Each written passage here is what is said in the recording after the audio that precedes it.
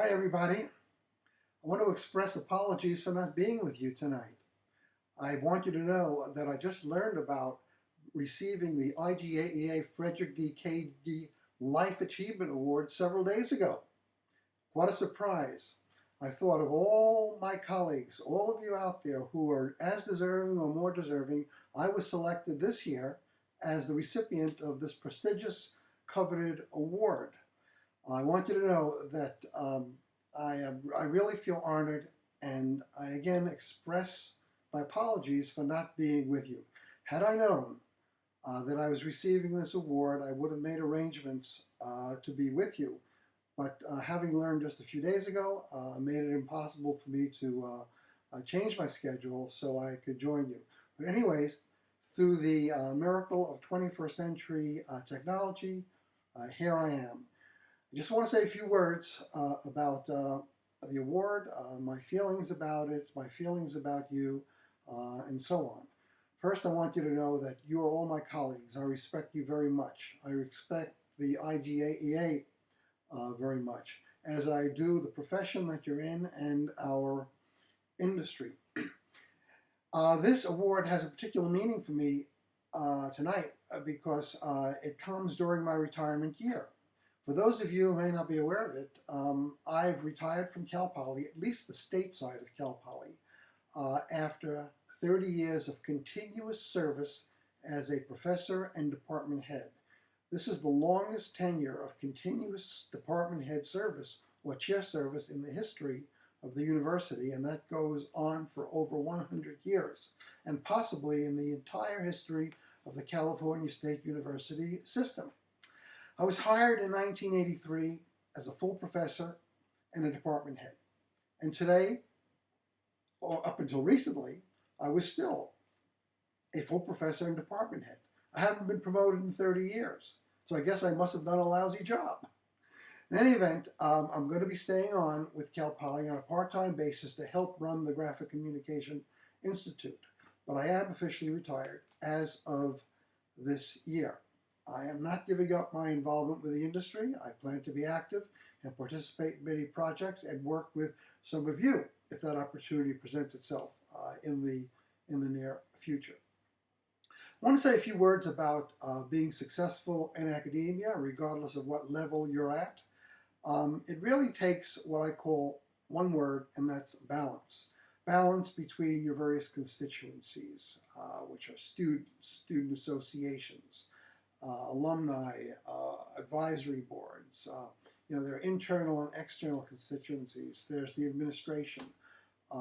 There's the press, the media. And all these things, all these constituencies have to be stimulated and be aware of your needs, your interests, what you're doing for the industry, what you're doing for students, and so forth and so on. And I've always focused on making sure that these constituencies were always aware of what we do at Cal Poly, what they can do for us, and how we plan to advance the profession through educating students going out into the field. I've also had a philosophical undergirding that I professed over the years that I recommend all faculty members in academia, regardless of what level you're on, have. And that is to promote our profession, our field, our industry as equal to any other discipline in academia, as an intellectual discipline, as a discipline that makes important contributions to society. And in fact, we have. I'd say dating back to 1456 when Gutenberg invented the process of duplicating movable type, the printing industry has made more contributions to the production of knowledge, to intellectual thinking, to critical thinking, to literacy, and so forth and so on, than perhaps any other discipline out there. In fact, other academic disciplines grew and thrived because of what our discipline in graphic communication or the printing industry has achieved. In conclusion, I want to point out that I couldn't be more proud of the award that I'm receiving tonight and for being part of your group of academic intellectuals, professors, teachers, technicians, and so on. I plan to continue my involvement in the field. I plan to contribute to the extent that I can and to be with you in any way I possibly can to help you all in your own endeavors. I'm often asked these days, well, do I have a hobby that I'm carrying into retirement? And I say, yes, I have a hobby. My hobby is thinking. And I will end with my favorite thought-provoking quote. It's by Charles Dickens. Charles Dickens once said, "The printer is the friend of intelligence, of thought. The printer is the friend of liberty, of freedom, of law. Indeed, the printer is the friend of every person who is the friend of order. Of all the inventions, of all the great results and the wonderful progress of mechanical energy and skill, the printer is the only product of civilization necessary to the existence of free people." Of course, if Charles Dickens was reciting this quote today, he may expand what the meaning of printing means and include some new technologies and new media as part of that.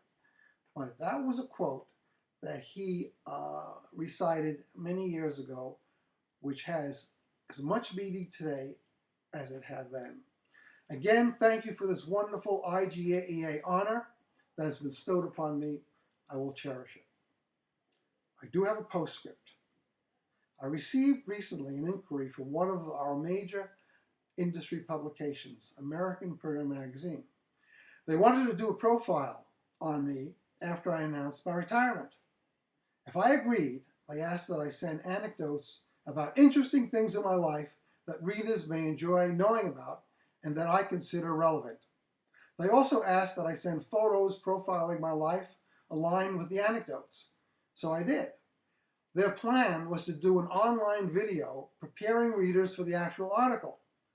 They didn't really know who they were dealing with. Shortly after I sent them what they asked, I received a link that tells my real story. Perhaps you'll enjoy it. Thanks again. Look forward to seeing you someday. Bye.